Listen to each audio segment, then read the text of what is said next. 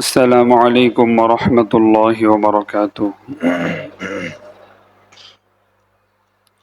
شغل الدور الشريف بوري اللهم صل على محمد وعلى آل محمد كما صليت على إبراهيم وعلى آل إبراهيم إنك حميد مجيد اللهم بارك على محمد وعلى آل محمد كما باركت على حميد مجيد الحمد لله أستعينه وأستغفره ونؤمن به ونتوكل عليه ونعوذ بالله من شرور أنفسنا ومن سيئات أعمالنا من يهده الله فلا مضل له ومن يضلله فلا هادي له ونشهد أن لا إله إلا الله وحده لا شريك له ونشهد أن محمدا عبده ورسوله قال الله سبحانه وتعالى أعوذ بالله من الشيطان الرجيم بسم الله الرحمن الرحيم والبدن جعلناها لكم من شعائر الله لكم فيها خير فاذكروا اسم الله عليها صواف فإذا وجبت جنوبها فكلوا منها وأطعموا القانع والمعتر كذلك سخرناها لكم لعلكم تشكرون لن ينال الله لحومها ولا دماؤها ولكن يناله التقوى منكم كذلك سخرها لكم لتكبروا الله على ما هداكم وبشر المحسنين وقال رسول الله صلى الله عليه وسلم ما عمل آدمي من عمل يوم النحر أحب إلى الله من إهراق الدم وإنه ليأتي يوم القيامة بقرونها وأشعارها وأظلافها وإن الدم ليقع بمكان قبل أن يقع من الأرض وإن الدم ليقع بمكان من الأرض قبل أن يقع من الأرض فطيبوا بها نفسا أو كما قال عليه النبي صلى الله عليه وسلم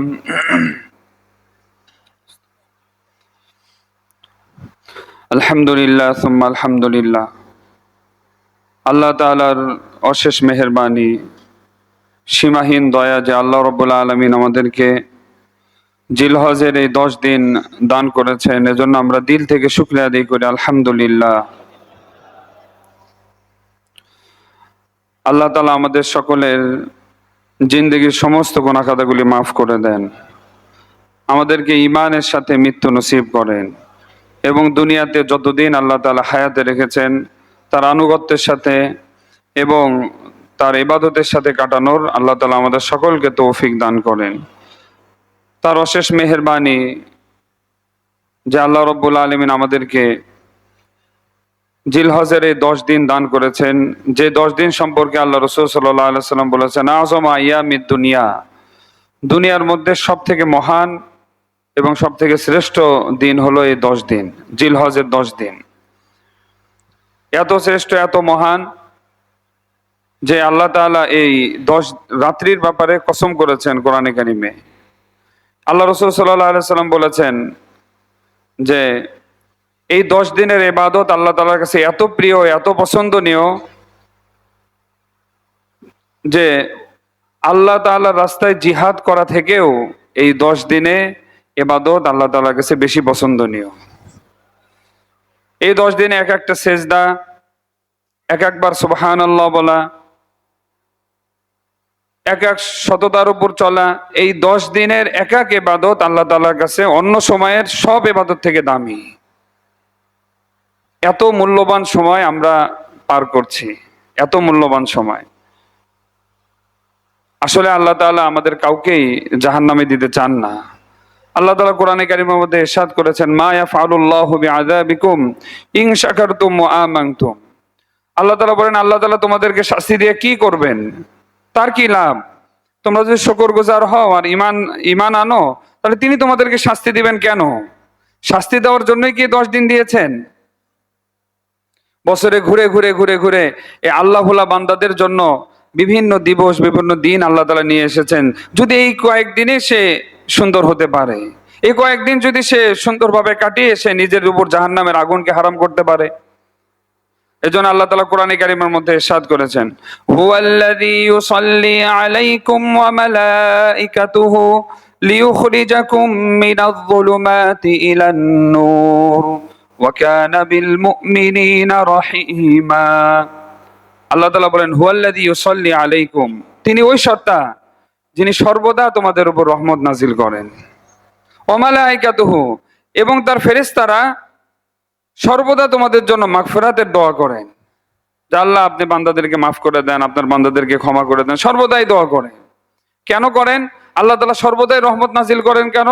লিইখরিজাকুম মিনাজ-যুলুমাতি ইলান নূর, যেন তোমাদেরকে অন্ধকার থেকে, অন্ধকারের পথ থেকে যেন আলোর পথে নিয়ে আসতে পারেন, জাহান্নামের পথ থেকে যেন জান্নাতের পথে নিয়ে আসতে পারেন। এই জন্য তিনি সর্বদাই বান্দার উপর রহমত নাজিল করতে থাকেন। এই জন্য হাদিসের মধ্যে রয়েছে, প্রতি সপ্তাহে সোমবার এবং বৃহস্পতিবার আল্লাহ তাআলা জান্নাতের সকল দরজাকে খুলে দেন। তিনি যদি ক্ষমাই না করবেন, জান্নাতের দরজা খুলবেন কেন? ফায়াগফিরু, হাদিসের মধ্যে রয়েছে সকল ইমানদার বান্দাকে আল্লাহ তাআলা মাফ করে দেন, কিন্তু হিংসা বিদ্বেষে লিপ্ত ব্যক্তিকে ব্যতীত সকল ব্যক্তিকে আল্লাহ তাআলা এই সোমবার এবং বৃহস্পতিবারে ব্যাপকভাবে ক্ষমা করে দেন।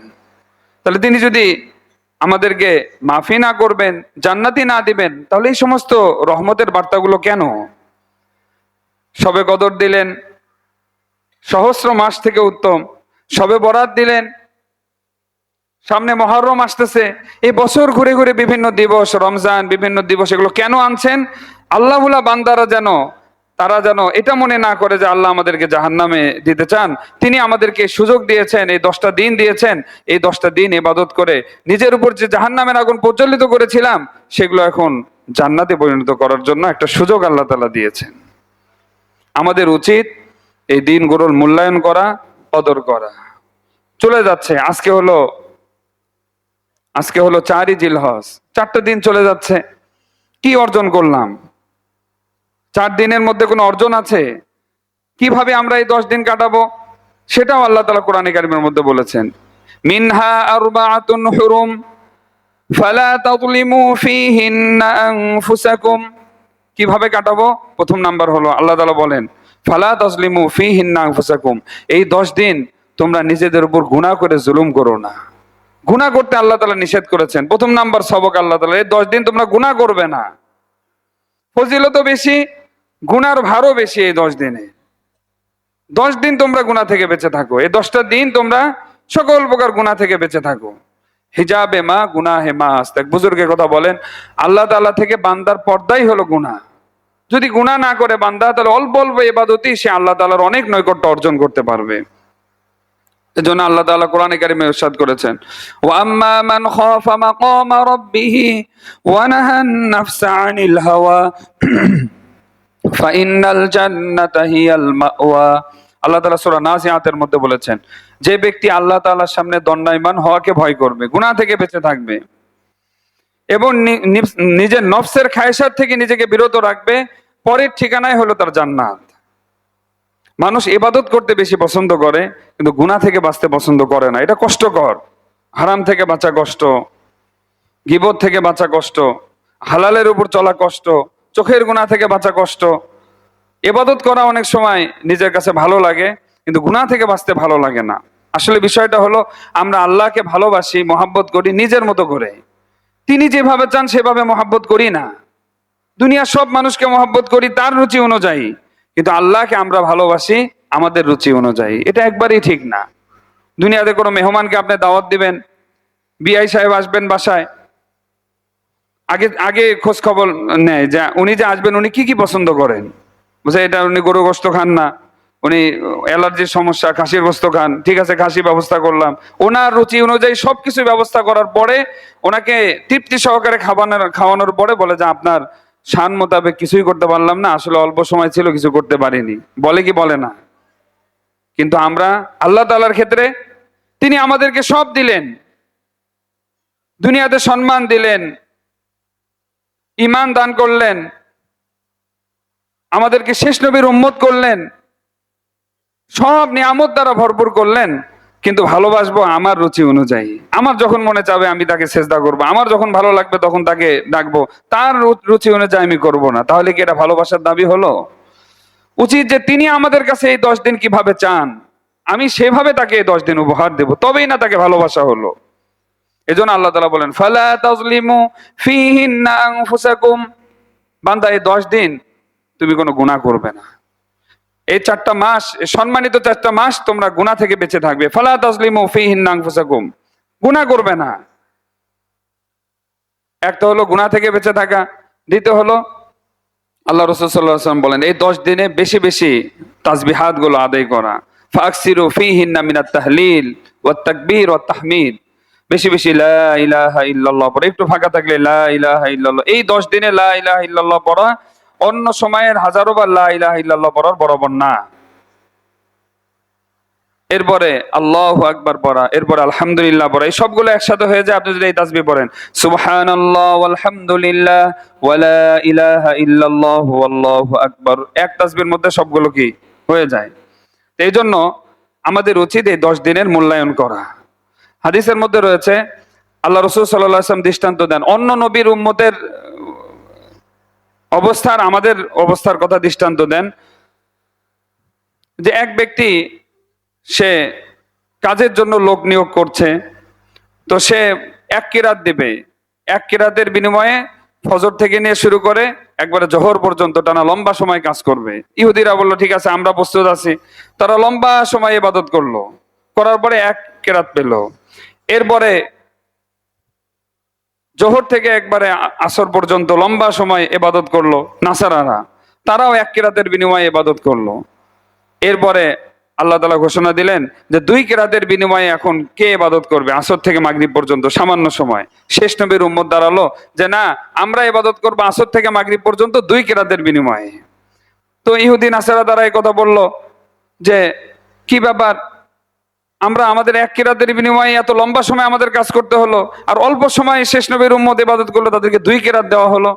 আল্লাহ তাআলা বলেন, হাল যালামতুম মিন হাক্কিকুম শাইআ, হাল যালামতুকুম মিন হাক্কিকুম শাইআ, তোমাদের হকের বিষয়ে তোমরা যা খাটাখাটনি করেছে এই বিষয়ে তোমাদের উপর কোনো জুলুম করেছি? তারা বলবে না, আল্লাহ জুলুম করেননি। তো আমি যে তাদেরকে 2 কিরাত দিলাম, শেষ নবীর উম্মতকে বেশি দিলাম, এটা আমার অনুগ্রহ, আমি যাকে চাই আমার এই অনুগ্রহ দান করব। এই অনুগ্রহের একটা বহিঃপ্রকাশ হলো এই 10 দিন। আমাদের উচিত এই 10 দিনকে যথাযথভাবে সুন্দরভাবে সময়গুলোকে কাটানো। আল্লাহ তাআলা আমাদের সকলকে তৌফিক দান করেন এই 10 দিনের হক আদায় করে 10 দিনকে অতিবাহিত করার। আল্লাহ তাআলা আমাদের সকলকে তৌফিক দান করেন। সাহাবীরা আল্লাহ রাসূল সাল্লাল্লাহু আলাইহি ওয়াসাল্লামকে জিজ্ঞাসা করলেন, ইয়া রাসূলুল্লাহ মা হাযিহিল আযাহি, কুরবানি কি ইয়া রাসূলুল্লাহ? সুন্নাত আবিকুম ইব্রাহিম আলাইহিস সালাম, আল্লাহ রাসূল বললেন ইব্রাহিমের সুন্নত হলো কুরবানি। ইব্রাহিমের একটা আদর্শ, ইব্রাহিম আলাইহিস সালামের আদর্শ হলো কুরবানি। কি আদর্শ ইব্রাহিমের? আল্লাহ তাআলা চাইলে এই বিধানটা, কুরবানির বিধানটাকে এত কিছু না করে সন্তানকে স্বপ্নে দেখানো, ইব্রাহিম আলাইহিস সালামকে স্বপ্নে সন্তানকে মানে হত্যা করানো দেখানো, কোরবানি করানো দেখানো, এগুলো না দেখিয়ে ডাইরেক্ট কোরবানির আয়াত নাযিল করতে পারতেন। কিন্তু এত কিছু কেন করলেন? এটা দেখানোর জন্য যে দেখো আমার আদেশ সব থেকে বড়, তোমার বিবেক বুদ্ধি বড় না, আমার আদেশ বড়।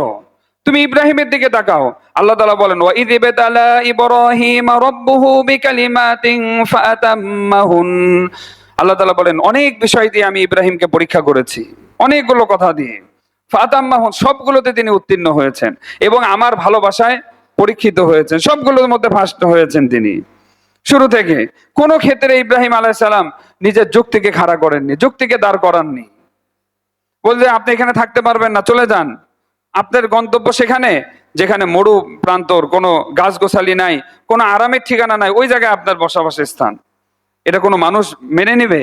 একটা শান্তির জায়গায় আছে, এখন আল্লাহ তাআলা আদেশ করলেন যে মরুভূমিতে যেতে হবে। কি আদেশ? বলেননি একবার ইব্রাহিম আলাইহিস সালাম এই কথা বলেননি যে আয় আল্লাহ এটা আমার জন্য কঠিন হবে, এটা কেমন কথা হলো, আপনি আহকামুল হাকিমিন এমন আদেশ করলেন যেটা কষ্টকর আমার জন্য? বলেননি এ কথা, উনি চলে গিয়েছেন। আবার ভালো কথা, তখন তো এখন তো মসজিদে হারাম এবং মক্কা নগরী কত সুন্দর হয়ে গেছে, ওই সময় তো পুরা ধূর্ত মরুভূমি ছিল। ওখানে যাওয়ার পরে আল্লাহ তাআলা আদেশ করলেন, এখন আর আপনি এখানে থাকতে পারবেন না, আপনার স্ত্রী পরিজনকে এখানে রেখে আপনাকে চলে যেতে হবে। চিন্তা করেন, এই মরুভূমির মধ্যে জনমানবহীন এলাকায় স্ত্রী পরিজন রেখে চলে যাওয়া একা একা। তিনি প্রশ্ন করেননি, আয় আল্লাহ আমাকে কেন একা এখানে রাখলেন, আমাকে কেন এখানে মানে আমাকে এখান থেকে যেতে বললেন, আমার স্ত্রী পরিজন এই দুগ্ধবর্ষ শিশু ইসমাইল আর তার মা এখানে একা থাকবে আর আমাকে চলে যাব? কোনো সময় প্রশ্ন করেননি, বলার সাথে সাথে চলে গিয়েছেন। যাচ্ছেন, হাজেরা আলাইহিস সালাম ডাক দিচ্ছেন, কোথায় যাচ্ছেন আপনি আমাদেরকে একা ফেলে? ইব্রাহিম আলাইহিস সালাম পিছনে ফিরেও তাকাননি, একবারের জন্য তাকাননি। আল্লাহর আদেশ সব থেকে বড়। এই কোরবানির শিক্ষা হলো আল্লাহ তাআলার আদেশ সব থেকে বড়। ইব্রাহিম আলাইহিস সালাম একবারের জন্য পিছনে তাকাননি। হাজেরা আলাইহিস সালাম বললেন কথা, যে আপনি এতটুকু বলেন যে এটা আল্লাহ তাআলার আদেশ কিনা। শুধু এতটুকু মুখ দিয়ে উচ্চারণ করলেন, নাম, হ্যাঁ আল্লাহ তাআলার আদেশ এটা।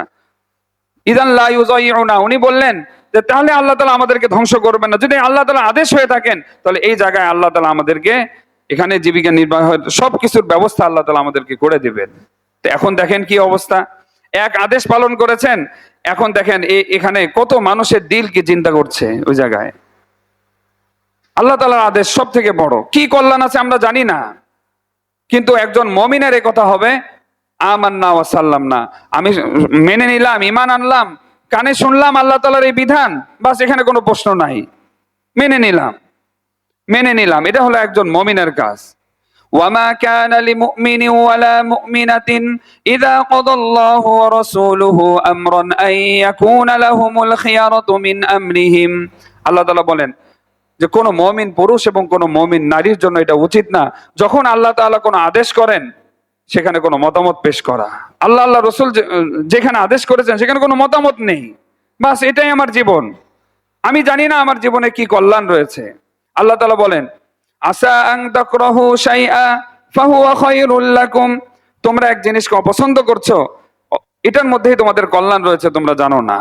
ওয়া আসা আন তুহিব্বু শাইআ ওয়া হুয়া শাররুল লাকুম, আর অনেক জিনিস আছে যেগুলোকে তোমরা ভালোবাসছো, যে এই জিনিস মনে হয় ভালো হবে আমাদের জন্য, ওহুয়া শাররুল লাকুম, এটা তোমাদের জন্য অনেক অকল্যাণ বয়ে নিয়ে আসবে, তোমরা জানোই না।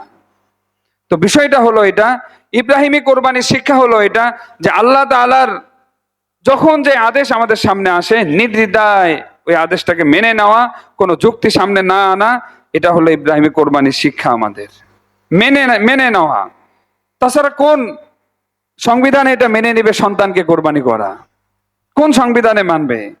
স্বপ্নে দেখলেন, পরপর 3 দিন স্বপ্নে দেখলেন সন্তানকে কোরবানি করো, কোন সংবিধান মেনে নেবে? ইব্রাহিম আলাইহিস সালাম বলেননি যে আল্লাহ এটা কেমন কথা হলো, সন্তানকে কোরবানি করতে হবে, এত বছর বয়সে সন্তানকে পেলাম, সেই সন্তানকে কোরবানি করতে হবে, একবারের জন্য বলেননি।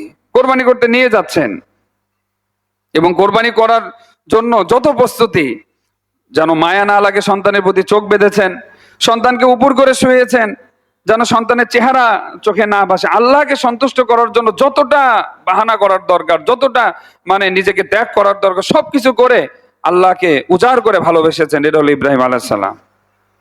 এই জন্যই সুন্নাত আবিকুম ইব্রাহিম, ইব্রাহিম আলাইহিস সালামের আদর্শ হলো কোরবানি। এই কোরবানি থেকে শিক্ষা যে জীবনের প্রতিটা মুহূর্তে আল্লাহ তাআলার যখন যে আদেশ আসবে একজন মুমিনের উচিত সে আদেশটাকে নির্দ্বিধায় মেনে নেওয়া।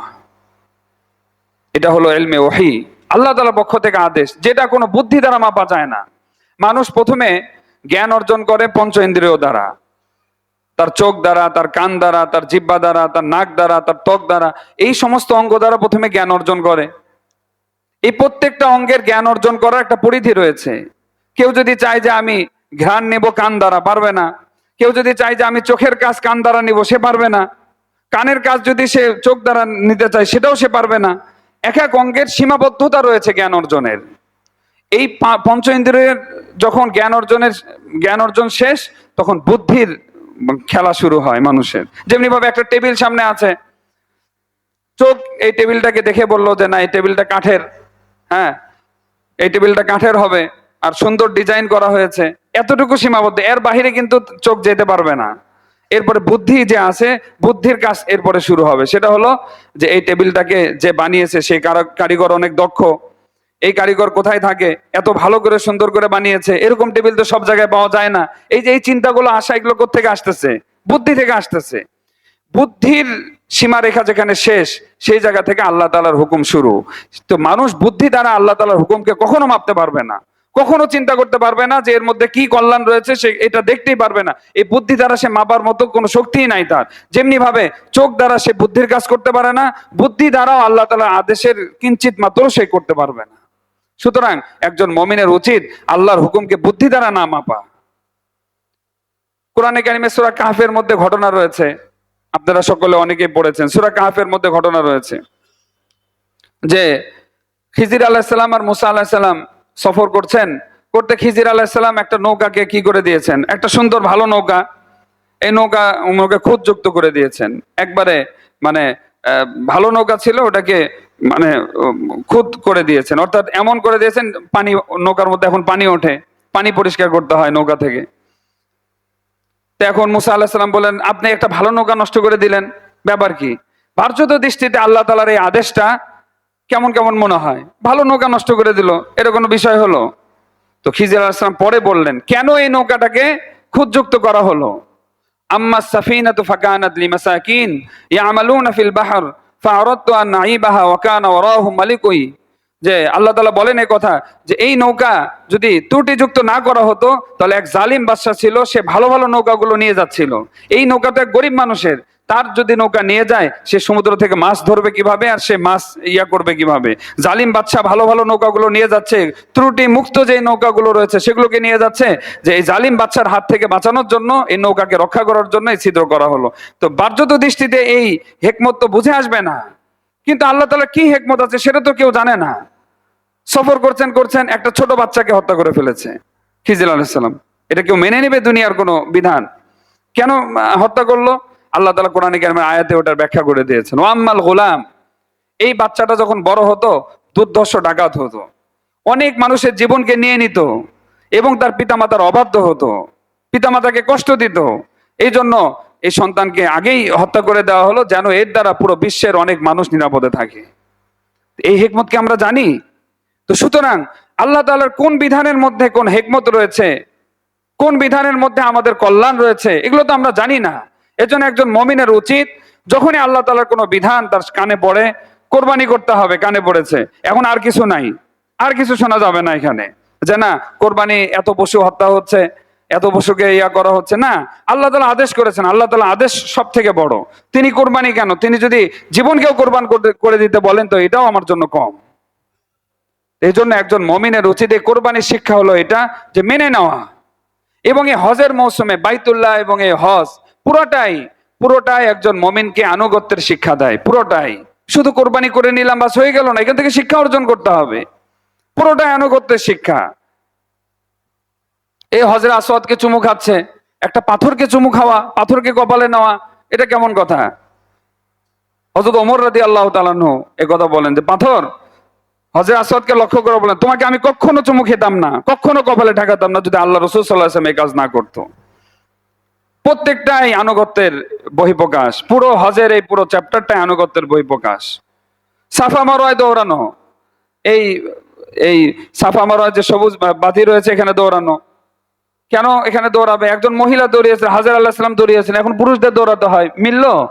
মহিলারা যদি দৌড়াতো তাহলে ব্রেনে এটা ধরতো যে না, মহিলা দৌড়িয়েছে, হাজর আলাইহিস সালাম দৌড়িয়েছেন, এখন মহিলাদের একটু দৌড় দিতে হয়, না মহিলা দৌড়িয়েছেন, এখন পুরুষদের দৌড় দিতে হয়। কেন এখানে দৌড়াবো? ব্রেন দ্বারা তো এটাকে ধরবে না। এখানে আনুগত্য, যে তোমাকেও দৌড়াতে হবে, আল্লাহ তাআলা এই দৌড়ালে খুশি হন, সুতরাং তোমাকে দৌড়াতে হবে, কোনো বুদ্ধি এখানে চলবে না, বুদ্ধির বিষয় শেষ এখানে। প্রতিটা বিষয়ে আল্লাহ তাআলার হুকুমের, এই হজের প্রতিটা শিক্ষাই হলো বুদ্ধি তুমি এখানে ফেলে দাও, তুমি আল্লাহ তাআলার হুকুমকে আঁকড়ে ধরো।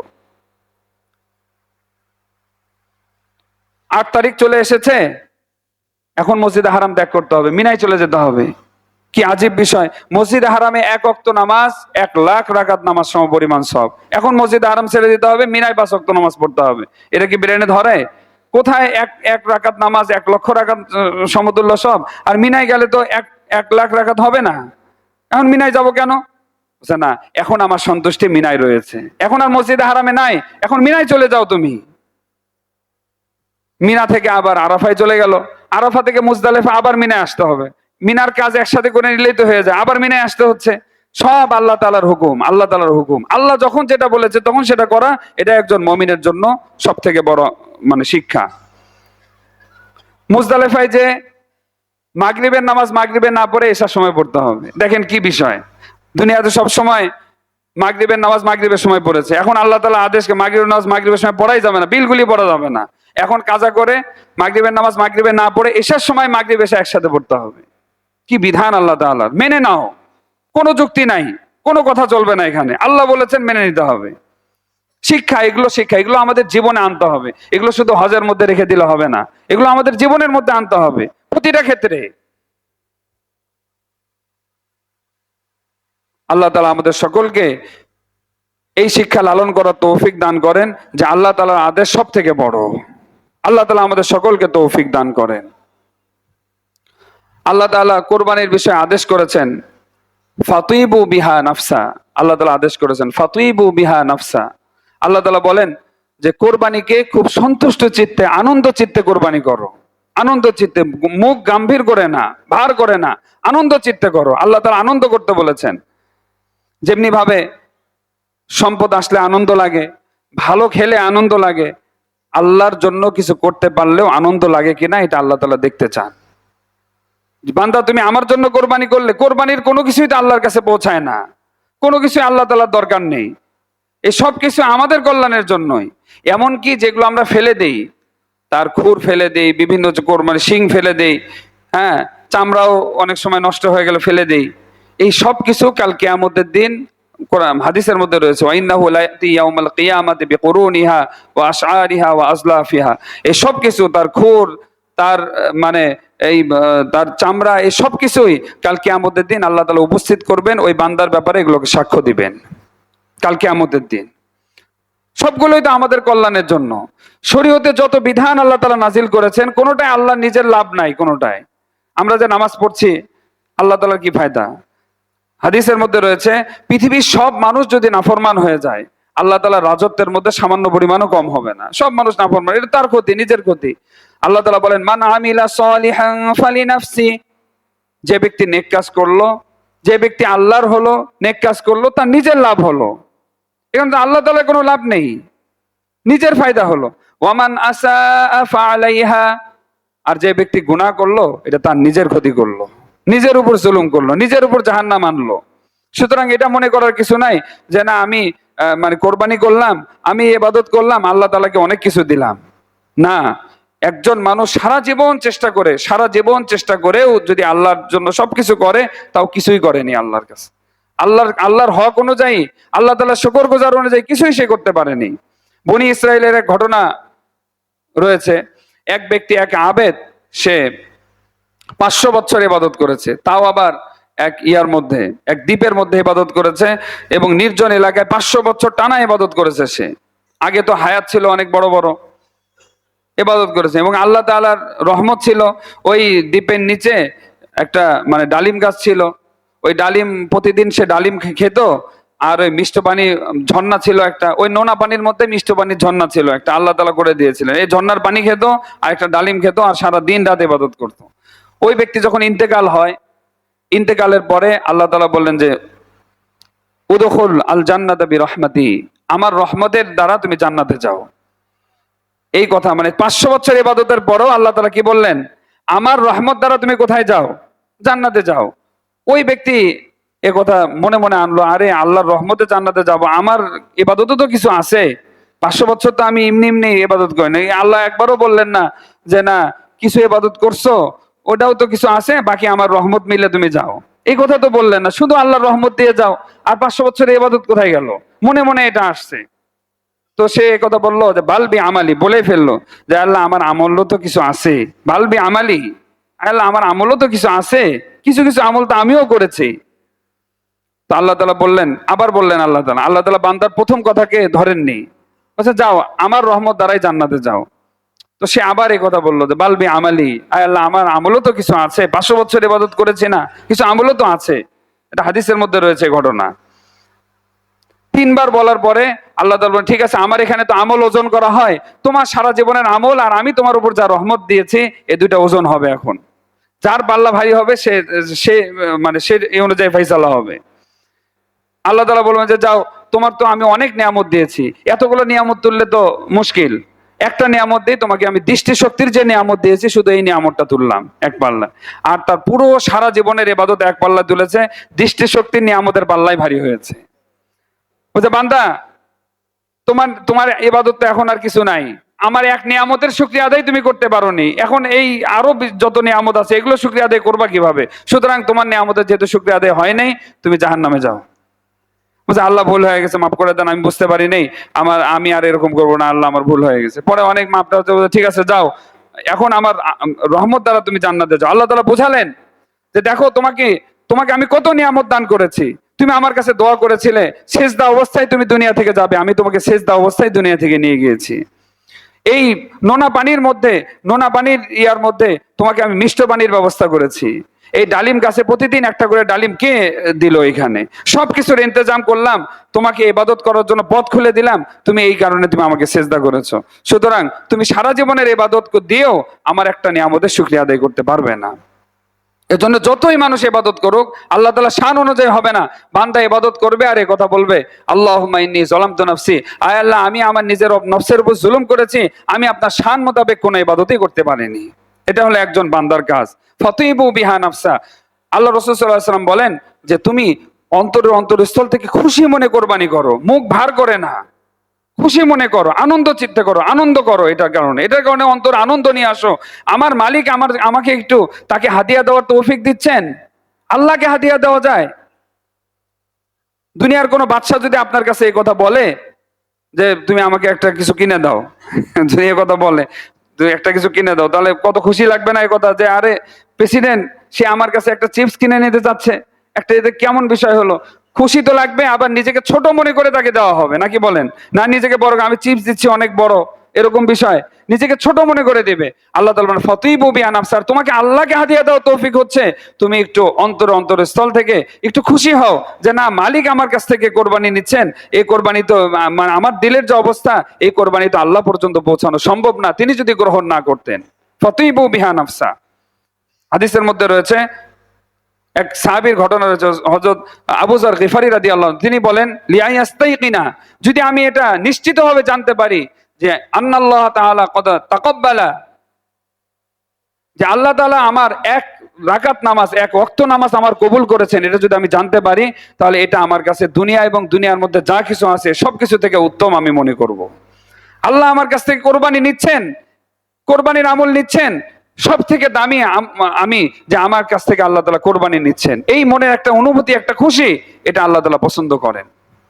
এজন্য হাদিসের মধ্যে রয়েছে, এক সাহাবী বললেন ইয়া রাসূলুল্লাহ মাল ঈমান, ইয়া রাসূলুল্লাহ ঈমান কি? ঈমান কাকে বলে? তা আল্লাহ তাআলা বললেন আল্লাহ রাসূল বললেন ইদা সাররাতকা হাসানাতুকা, যখন তোমাকে নেক কাজ খুশি দিবে, আনন্দ নিবে, ওয়াসাআতকা সাইয়াতুকা, আর তোমাকে গুনার কাজ কষ্ট দিবে, ফাআনতাল মুমিন, তখন তুমি প্রকৃত মুমিন হবে। এক খুশি আনতে হবে অন্তরের মধ্যে যে না, আমাকে আল্লাহ তাআলার জন্য কোরবানি করার আমার তৌফিক হচ্ছে, আলহামদুলিল্লাহ আলহামদুলিল্লাহ, সবচেয়ে উৎকৃষ্ট জিনিস আমি আল্লাহকে দিব। অথচ আল্লাহ তাআলা একটাও নেন না, কোরবানির পশুর গোশত নেন না, কিছুই আল্লাহ তাআলা নেন না, সব আমরাই ভোগ করি। কিন্তু একটু আল্লাহ তাআলা এটা দেখতে চান। আমরা পারবো না ইনশাআল্লাহ অন্তরস্থল থেকে কোরবানি করতে? আরেকটা বিষয় হলো যেটা আল্লাহ তাআলা চান, সেটা হলো আল্লাহ তাআলা কোরআনে কারিমে ইরশাদ করেছেন, লা ইয়ানালাল্লাহু লুহুমুহা ওয়ালা দিমাউহা ওয়ালাকিন ইয়ানালুহুত তাকওয়া মিনকুম। আল্লাহ তাআলা বলেন যে কোরবানির পশুর রক্ত আল্লাহ তাআলার কাছে পৌঁছায় না, গোশত পৌঁছায় না, তোমাদের অন্তরের যে তাকওয়া আছে, ইখলাস আছে, সেটা আল্লাহ তাআলার কাছে পৌঁছায়। লোক দেখানো না। একটা হলো যে না বিশাল বড় কোরবানি করছি, মানুষ ভালো বলবে, মানুষ খুশি হবে। আরেকটা হলো আল্লাহ তাআলা আমার প্রতি সন্তুষ্ট হবেন, ভালো জিনিস দিচ্ছি আল্লাহকে খুশি করার জন্য, এরপরে মানুষ যদি খুশি হয় কোনো সমস্যা নাই। হাদিসের মধ্যে রয়েছে ইয়া রাসূলুল্লাহ, এক সাহাবী বলেন ইয়া রাসূলুল্লাহ আমরা নেক কাজ করি, মানুষ তো প্রশংসা করে, এটা কেমন কেমন লাগে? হ্যাঁ, মানুষ প্রশংসা, আমি আল্লাহর জন্য করছি, মানুষ প্রশংসা করে। আল্লাহ রাসূল বললেন তিলকা আজিলু বুশরাল মুমিন, এটা মুমিনের নগদ পাওনা, যে দুনিয়াতে মানুষ তার প্রশংসা করে, এরপরে তো আল্লাহর কাছে সে পাবেই পাবে। মানুষের কাছেও পেলো, আল্লাহর কাছেও পেলো। আর কেউ যদি মানুষের জন্য করে তো সে আল্লাহর কাছে কিছু পাবে না, মানুষের কাছেও কিছু পাবে না। মানুষও বুঝতেছে যে আমার জন্যই করতেছে সে, মানুষও এটা মনে করে যে এত বড় নিয়ে আসছে এটা আমার জন্যই করতেছে সে, সুতরাং সে মানুষের কাছেও তার দাম নাই, আল্লাহর কাছেও তার দাম নাই। আর কেউ যদি আল্লাহর জন্য করে সে আল্লাহর কাছেও পাবে, মানুষের কাছেও সে পাবে। এই জন্য আল্লাহ তাআলা এটা বলেন যে অন্তরস্থল থেকে একমাত্র আল্লাহর জন্যই তুমি কোরবানি করো। আল্লাহ তাআলা আমাদের সকলকে যে বিষয়গুলো বলা হলো, এক তো হলো এই কোরবানি দ্বারা আনুগত্যের শিক্ষা, দ্বিতীয় হলো যে অন্তরস্থল থেকে খুশি মনে এই কোরবানিটাকে করা, আর তৃতীয় হলো ইখলাসের সাথে একমাত্র আল্লাহর সন্তুষ্টির জন্য হালাল সম্পদ থেকে কোরবানি করা। আল্লাহ তাআলা আমাদের সকলকে তৌফিক দান করেন। সামনে একটা আমল রয়েছে, সেটা হলো ৯ জিলহজ। ৯ জিলহজের থেকে ১৩ জিলহজ আসর পর্যন্ত আইয়ামে তাশরিক বলা হয়, তাকবীরে তাশরিকের আমল। ৯ জিলহজ ফজর থেকে, অর্থাৎ আগামী বুধবার ফজর থেকে রবিবার আসর পর্যন্ত প্রত্যেক ফরজ নামাজের পরে, হ্যাঁ, পুরুষ হোক নারী হোক, সফরে থাকুক মুকিম অবস্থায় থাকুক, সর্বদাই ৫ ওয়াক্ত নামাজের পরে একবার তাকবীরে তাশরিক পড়া এটা ওয়াজিব। আল্লাহু আকবার, আল্লাহু আকবার, লা ইলাহা ইল্লাল্লাহু, আল্লাহু আকবার, আল্লাহু আকবার, ওয়ালিল্লাহিল হামদ। প্রত্যেকের জন্য, নারীরা নিম্ন স্বরে পড়বে, পুরুষরা উচ্চ স্বরে পড়বে। আল্লাহু আকবার, আল্লাহু আকবার, লা ইলাহা ইল্লাল্লাহু, আল্লাহু আকবার, আল্লাহু আকবার, ওয়ালিল্লাহিল হামদ। আরেকটা হলো ৯ জিলহজের রোজা, অর্থাৎ আগামী বুধবারের রোজা। হাদিসের মধ্যে রয়েছে সিয়াম ইয়াউমে আরাফা, আরাফার দিনের অর্থাৎ ৯ জিলহজের রোজা কেউ যদি রাখে তাহলে তার, আল্লাহ রাসূল বলেন আমি আশাবাদী তার ১ বছর পূর্বের এবং ১ বছর পরের গুনাহ আল্লাহ তাআলা ক্ষমা করে দিবেন। তাহলে আমরা এই রোজার ইহতিমাম করবো তো ইনশাআল্লাহ। ৯ জিলহজের রোজা অর্থাৎ আগামী বুধবারের রোজা, মঙ্গলবার বুধবারের রোজা, ৯ জিলহজের রোজা, এটা একটা আমল। কোরবানি বিষয়ক দু একটি মাসালা। ৫১ভুক্ত পরিবারের যদি কোরবানি হয়, পরিবারের সকলের পক্ষ থেকে একটা দিয়ে দিল না, ভাগ নিশ্চিত করতে হবে। ওয়াজিব যদি কোরবানি ওয়াজিব যদি সকলের উপর হয়, বর্তমান হলো ১,৮৩,০০০, ১,৮৩,৭৫০ টাকা নিসাব, এই সমপরিমাণ সম্পদ। প্রয়োজন অতিরিক্ত সম্পদও এর মধ্যে সামিল হবে। বিশেষ করে মা বোনদের অনেক সময় স্বর্ণ অলংকার থাকে, পাশাপাশি কিছু কি থাকে, রৌপ্য থাকে, রূপা থাকে, এই সব মিলে অত কিছু ক্যাশ টাকা থাকে, ১০-১২ হাজার ১৫,০০০ ক্যাশ টাকা থাকে, এই সব মিলে যদি এই টাকা সমপরিমাণ হয়, মা বোনদের উপরও কোরবানি ওয়াজিব। অথচ ভিতর মা বোনরা অধিকাংশ সময় আদায় হয় না তাদের কোরবানি, পুরুষরা তার নিজের পক্ষ থেকে আদায় করে দেয়, মা বোনদের নামই সেখানে উচ্চারণ হয় না, বা সেখানে কোরবানি মা বোনদের পক্ষ থেকে আদায় হয় না, তো তাদের ওয়াজিব তরক হয়। এজন্য বাসার এই সম্পদের খোঁজ খবর নিব আমরা, তাদের কতটুকু সম্পদ আছে, তাদের উপর কোরবানি ওয়াজিব, তাদের উপর ওয়াজিব হলে তাদের পক্ষ থেকেও কোরবানি করতে হবে। ৫১ভুক্ত পরিবারের সকলের উপর ওয়াজিব হলে সকলের পক্ষ থেকে একটা দিয়ে দিলে হবে না, অংশ নির্ধারণ করতে হবে। যেখানে পরিবারের ৭ জন আছে, পরিবারের ১০ জন আছে, ১০ জনের জন্য ১০টা ভাগ নির্ধারণ করতে হবে, তাহলে তো একটা গরুতে হবে না। অনেক সময় গরুর দাঁত ওঠে না, দাঁত ওঠা জরুরি না, বয়স হওয়া জরুরি, ২ বছর হতে হবে। হ্যাঁ, দাঁত না উঠলে অনেক সময় ২ বছর হলে দাঁত ওঠে, সেটা ভিন্ন কথা, কিন্তু বয়সটা হওয়া জরুরি, বয়সটা খেয়াল করতে হবে যে ২ বছর হলো কিনা। কোরবানির সাথে আকিকাও দেওয়া যাবে। কেউ মনে করে যে না কোরবানির সাথে আকিকা দেওয়া যাবে না, আকিকাও কোরবানির সাথে মিলে দেওয়া যাবে। কোরবানির গোশত বিনিময় হিসাবে কাউকে দেওয়া যাবে না। কাজের মহিলা বাসায় কাজ করছে, তো বিনিময় হিসাবে কোরবানির গোশত দিয়ে দিল, না, এটা দেওয়া যাবে না। তাকে পরিপূর্ণ মূল্য পরিশোধ করে আপনি যদি তাকে অতিরিক্ত দিতে চান তাহলে দেন। কসাইকেও দেওয়া যাবে না, কসাইকেও বিনিময় হিসাবে কোরবানির গোশত দেওয়া যাবে না। কোরবানির চামড়া সেলার পূর্বে কোরবানির চামড়া বিক্রি করা যাবে না, ঠিক আছে না? এরকম অনেক বিধান রয়েছে কোরবানি সম্পর্কিত।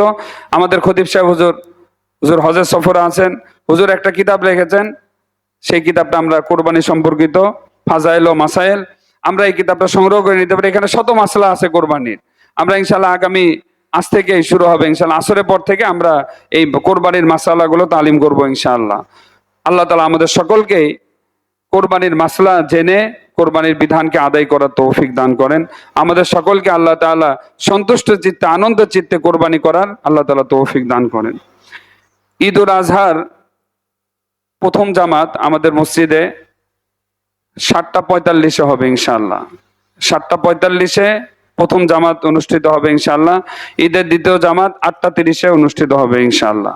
আল্লাহ তাআলা আমাদের সকলকে তৌফিক দান করেন। ওমা আলাইনা ইল্লাল বালাগ।